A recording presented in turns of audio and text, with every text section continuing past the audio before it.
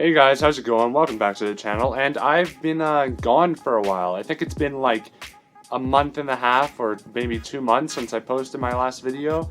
It's because I've been on vacation and there's a bunch of renovating happening in my house, so I actually had to move down here. This is not a new set I'm going to be using. Maybe, if you guys like it, I might move back to my original one. I don't know, but this is where I am for right now, so this is going to be my backdrop.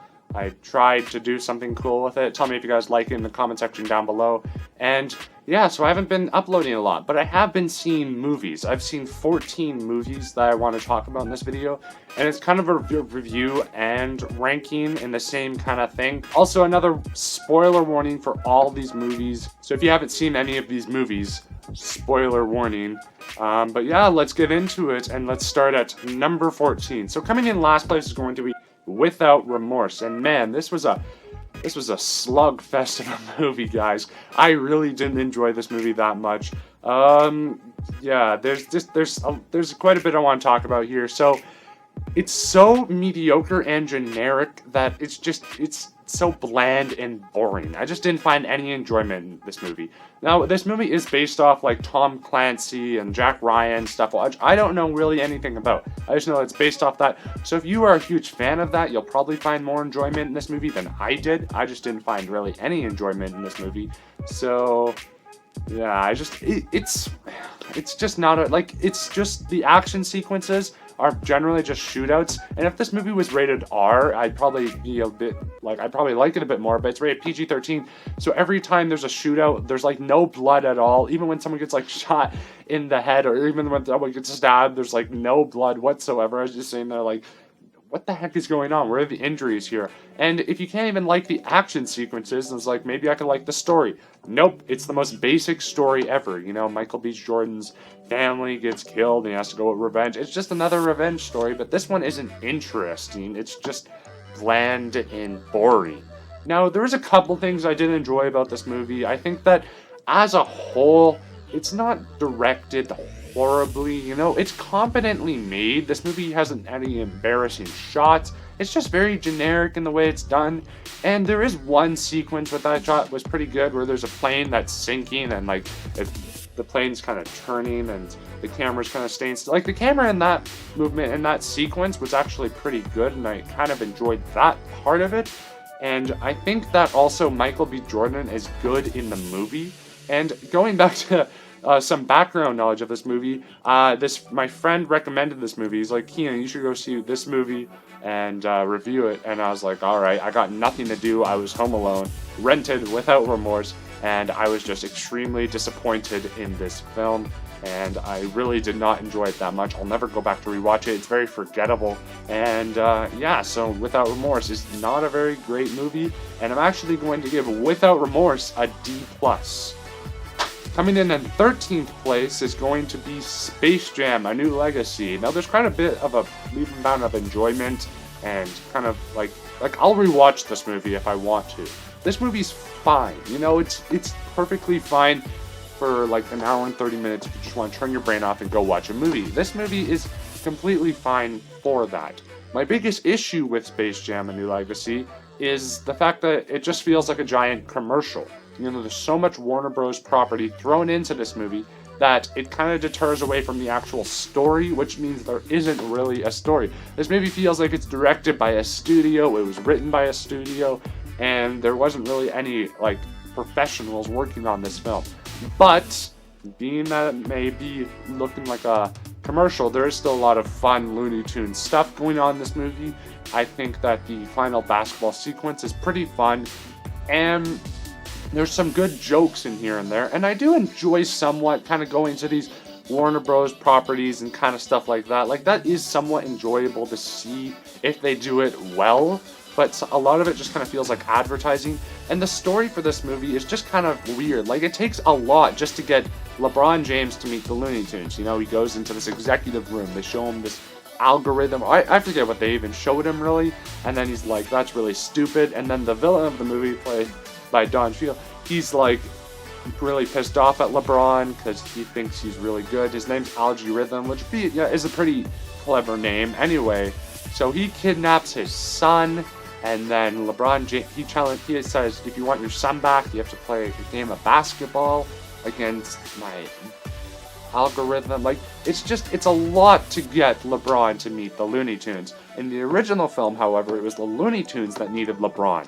So it's a different route, and I didn't necessarily love that aspect. And even LeBron's performance in this movie, it does get better, but it's not very good. But overall, it's a fun and enjoyable movie. I'd probably give this movie a C+. Coming in at number 12 is going to be Fear Street Part 1, 1994. Now, if you guys don't know, Fear Street is like this R.L. Stine book based off movies. There's a trilogy on Netflix right now if you guys want to go check that out. And this one's my least favorite because I really hated the first act of this movie, to be honest. I hated our main character quite a bit. Their performance was really weird, and she honestly sounded like a Bella Danger. If you guys want to go comparison for yourself, you can go ahead. I'm not going to do it for you. But yeah, that's kind of what she sounded like. That's all I could think of whenever she was speaking. Anyway, so I didn't like her that much because the way she treats other people, especially this other girl named Sam, I really did not enjoy. The side characters are fun. I like her little brother, and I like those two drug dealer or drug whatever friends. They were all right in this movie, and there's some pretty cool kills and stuff like that.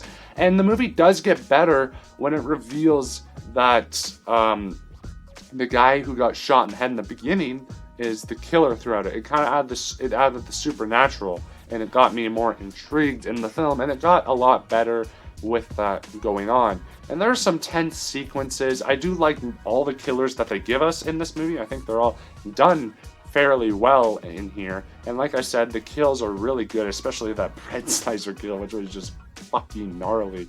But anyways, the kills are good. The characters are iffy. I didn't really like our main character, like I said. And yeah, it just doesn't, to me, this movie just doesn't feel like it's also belonging in the 90s. It just kind of throws a bunch of 90s soundtrack in here, and it's like, that's it. It still feels like modern day, honestly. Like, it feels like it's made in modern day. So the timeline doesn't really work for me in this movie, and the characters don't all work for me here. So overall, I do have somewhat enjoyment in this movie. I think that the other movies make this movie better, but out of all the Fear Street movies, this is the one I like the least. And overall, I'd probably give it a C+. Coming in at number 11 is going to be Black Widow. Now, this is a movie I was very scared walking in, and it was better than I expected, but I was expecting nothing out of this movie, really. I wasn't expecting anything good, and it was okay. I think for the first 2 acts of this movie, I was on board. There was stuff that was happening that I didn't really like, but I was still on board where the story was going, and then the third act completely fell apart with the twist about Taskmaster, and she was just a terrible villain in my opinion, and that stupid thing about if you can spell that guy, you can't inflict violence. Like, what? Who decided that? That is so dumb.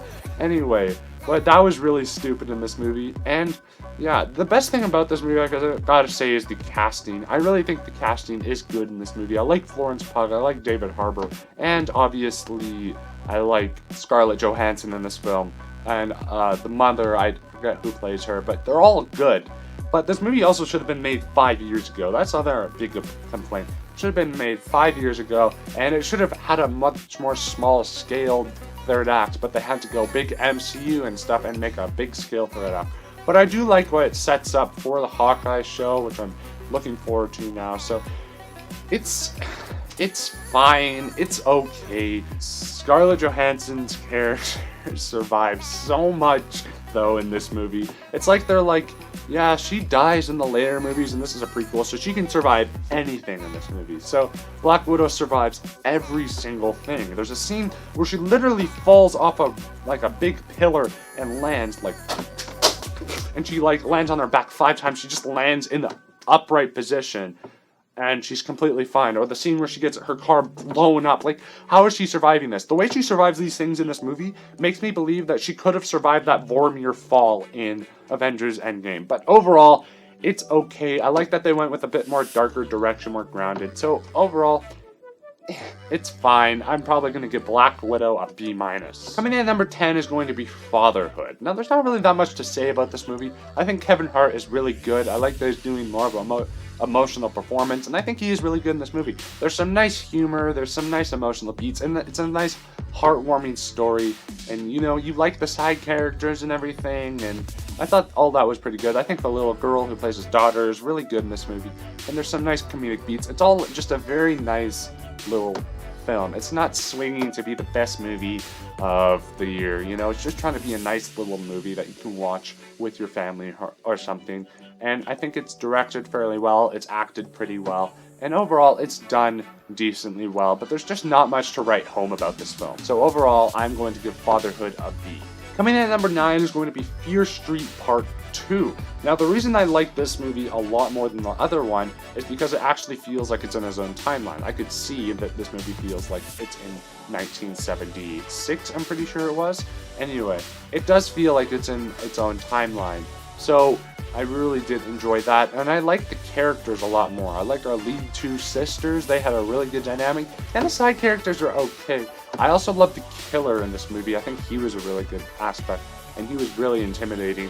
And it also feels like a Friday the 13th movie, which is awesome. I love the fact that it feels like that. The kills in this movie, once again, are done very well. There's some very gory kills in this movie that you won't be disappointed by, necessarily. It advances the lore and mythology and everything in this film, which I thought was really good to see, and it feels like its own movie, but that kind of leads it into my issue. While the first movie and the third movie feel like, this movie kind of feels like a side movie, kind of like a spin-off, It's just like the way it's done, it just kind of takes another killer and it throws him, and then it throws this movie together, and it advances the lore, like I said, and advances the story. It just, to me, it feels like more so like a prequel. Like, I knew what was going to happen in the end, and while it is very heartbreaking when the sister does die in the end, I still knew what was going to happen and everything, and to me, this movie didn't really have any twists that surprised me, so I don't know. It's a fun, enjoyable movie, but again, it's not much to write home about because it's kind of on base with like another Friday the 13th or Sleepaway Camp type film.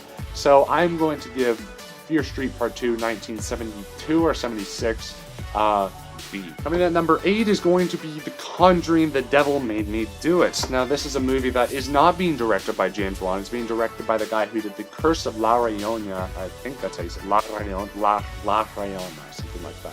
Anyways, it's the guy who directed that movie. I didn't really enjoy that movie, but I did enjoy this movie, however. I think it's done pretty well. It's definitely the worst Conjuring movie out there, but that's not to say that it's the worst movie in this universe. It's probably actually the third best, because this movie is, again, directed fairly well. There's a scene in the morgue which I thought was really well done, and the main two leads are, again, fantastic in this movie. One element I love about this movie is the fact that our main character, main male character, he has to take these pills because he will have a heart attack or something like that, and that kind of leads to some tense sequences later on in the film.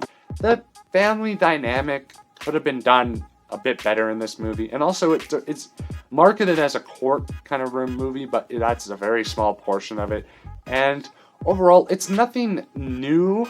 We've all seen The Devil Made Me Do It story a lot, so this movie's nothing new. It's just a fairly directed Conjuring movie that has very good performances and a couple of good sequences here and there, but it's not as good as the James Wan directed horror movies, like The Conjuring 1 and 2. So overall, I'm going to give this movie a B. Coming in at number 7 is going to be Fear Street Part 3, 1666. I was really surprised by this movie. I'm going to get my issues out of the way really quickly here. This movie is 2 movies crammed into one, so the tone is very uneven. When it goes from 1666 and then boom, 1994, the pacing kind of throws you off, and it feels longer than, I think it's an hour and 30 minutes, and it feels much longer than that. But that is pretty much my only issues with this movie, and I think that the 1666 portion is probably my favorite part of this entire series. It's very captivating. They do a great job of capturing the timeline, And our lead character, it's clearly that her character in 1994 was something I didn't like. It wasn't the actress, because she's great in this 1666 portion. You know, she doesn't sound like a Bella Danger. She doesn't sound like that. She actually is giving a very good performance. And this 1666 movie it puts you on edge. You know, there's like, it feels very gritty. It feels more grounded. And I really enjoyed that aspect to it. Also, the answers that they gave us that you were wondering this whole time is very, very satisfying, and I really enjoyed what they did with that. So overall, guys, I really enjoyed the 1666 portion. Yeah, I do have a lot of issues with the timelines and everything, like the two movies crammed into one that affects a lot of the pacing, but the share of good stuff and all that, like all the stuff that answers the questions that you've been asking this entire time, I think it did a really good job with that, and it's definitely the best one in the series in my opinion. So overall, I'm going to give this one a B+. Coming in at number 6 is going to be Joe Bell. Now, this is one of the most depressing movies I have seen in quite a while. This movie is hard to get through, and I'll never rewatch it probably ever again. So this movie tells the story of a true story of Joe Bell, played by Mark Wahlberg, who walks across America to stand out against bullying because his son was bullying for being gay. So already there you have a captivating story, but with the performances, especially by that kid who plays Jaden, I totally forget his name, but he does an amazing job in this movie, and I cannot praise his performance enough. And Mark Wahlberg is also great in this movie. He does a very good job. So overall, that aspect I think is really good, and also like just the emotional stuff in this movie you get is very heartbreaking. It reveals something in like the first act that you took me by surprise, kind of. If you haven't seen the trailers yet, don't watch the trailers, because it reveals, spoiler warning, as I said, that his son is actually dead, and that took me and my brother by surprise, because I tried to avoid the trailers for this movie, and yeah, I gotta say, this movie is very heartbreaking, like especially the ending took me by surprise too, because I didn't know the story at all. So yeah, this movie was really hard to get through. My biggest issue with here is the fact that the movie is structured oddly. You know, it jumps from past to present and past to present, and like it does that. I feel like if it went just from like the original start to finish, I feel like it would have done a little bit better, but I think this movie has some solid performances, some really heart-wrenching moments, and a great story to tell. So overall, I did really enjoy this movie, and I'm going to give Joe Bell an A-. Coming in at number 5 is going to be A Quiet Place Part 2. Now, this seems to be the movie that everybody's loving this year. You know, everybody's got this in their top 10, like, best movie of the year so far. To me, not up there. It's still great. I still love the movie. I think it's awesome, but it's not quite up there. I still enjoyed the first movie quite a bit more. I do appreciate that this movie completely took a different direction while still feeling like a sequel. I really enjoyed that aspect to it. The opening is probably my favorite sequence, one of my favorite sequences this year, and definitely the favorite sequence out of two of The Quiet Place.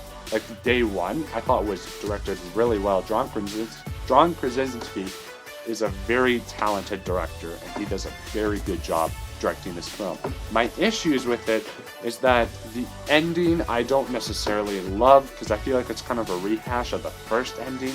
And there's also one scene that's always bothered me where the main daughter of the film has a shotgun and she's kind of leaning it up against her knee. She has like no support on it really whatsoever, or maybe she didn't really have that much support and she just shoots it. And this movie's going for more of a realistic feel, and there's no backlash there. She just kind of shoots it, and it just, nothing happens from that, and I felt like that was kind of unrealistic right there. But overall, I did really enjoy A Quiet Place Part 2, and I'm going to give it an A-.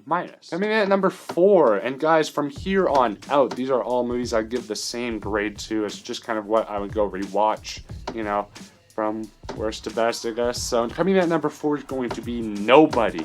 Nobody is a movie that I loved. I loved Nobody. It was so awesome. I loved Bob Odenkirk in this role. I think he did a really good job with all the stunt work. The action sequences are done very, very well.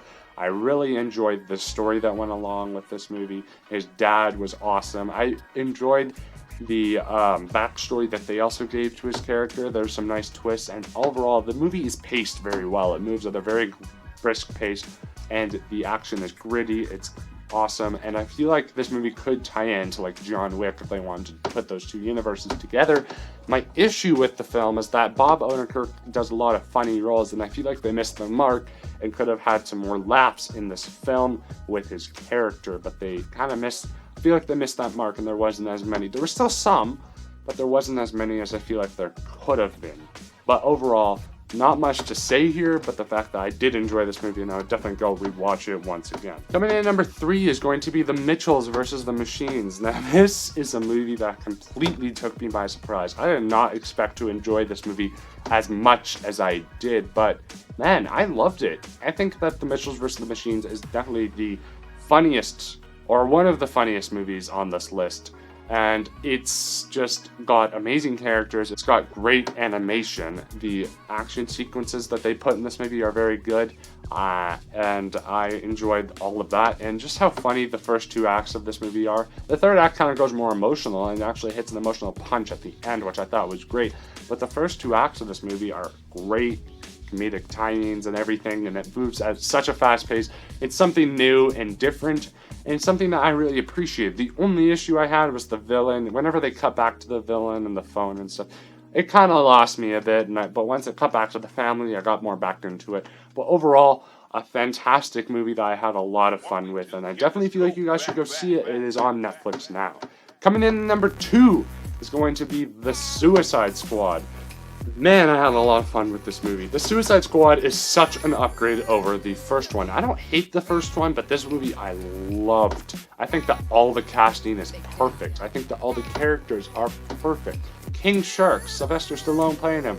Awesome character, so adorable, except he kills and it's hilarious. John Cena, I thought this is his best performance that he's ever given in a film to date. He was amazing in this movie. Also, Idris Elba. He's great in this movie. That little back and forth that he has with John Cena was hilarious. I loved that, and it was probably my favorite scene in the entire movie. But 2 characters that took me by surprise in this movie were Polka Dot Man and Ratcatcher 2. Whoever expected I could care about Polka Dot Man and Ratcatcher 2? They were great characters, and they have a lot of heart, and they brought their heart and soul into this movie. I think the performances were great. Harley Quinn is always great. She was great in this movie. She has a great action sequence when she was taking out all these guards. The fact that this movie's rated R really bumps it up for me. I absolutely love that aspect of it. And overall, what an awesome, fun movie. James Gunn has delivered one of my favorite comic book movies so far in recent years. I had a lot of fun with this movie. My only little nitpick of this movie is the fact that they killed off Polka Dot Man, and I'm fine with them doing that, but the way they killed him off as a joke, I didn't like. Most of the movie is pretty funny, and when they killed off some of the characters that don't get a lot of screen time as a joke, I thought that was alright. But the fact that they killed Polka Dot Man off as a joke, it kind of bothered me. But overall, I think it was a great movie, and I think that I'm definitely going to go watch it a bunch more times. But coming in at number 1 is going to be Free Guy. Free Guy was hilarious. It was the most fun movie. It's the most fun I've had in a theater since in like 3 years since I've been to the theater. Like, this movie was so much fun. Ryan Reynolds is perfect in this movie. It has a great, interesting story. It feels very different.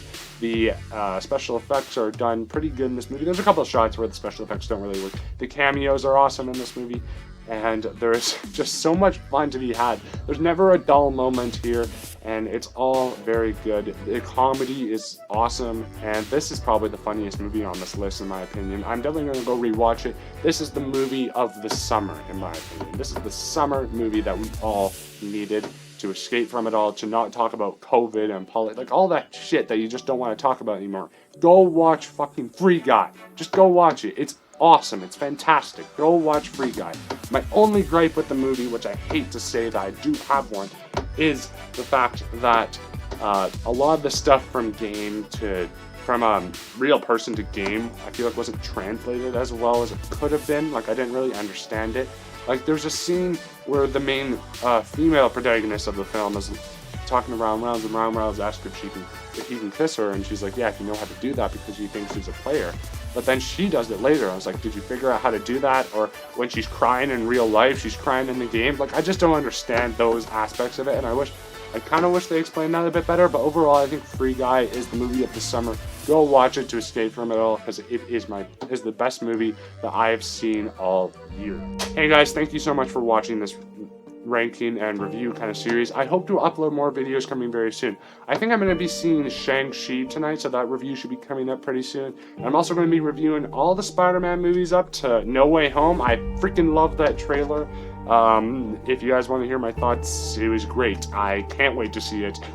Doc Ock, Green Goblin, like, it looks fantastic. I cannot wait to see that movie. But anyway, stay tuned for more videos coming very soon. I hope to get back more into base here. I mean, I do have a lot of stuff planned, but I love doing these videos, and I love you guys watching them, commenting down below. So it's all great stuff. Anyways, hit that like and subscribe button, and have a great day. See you later.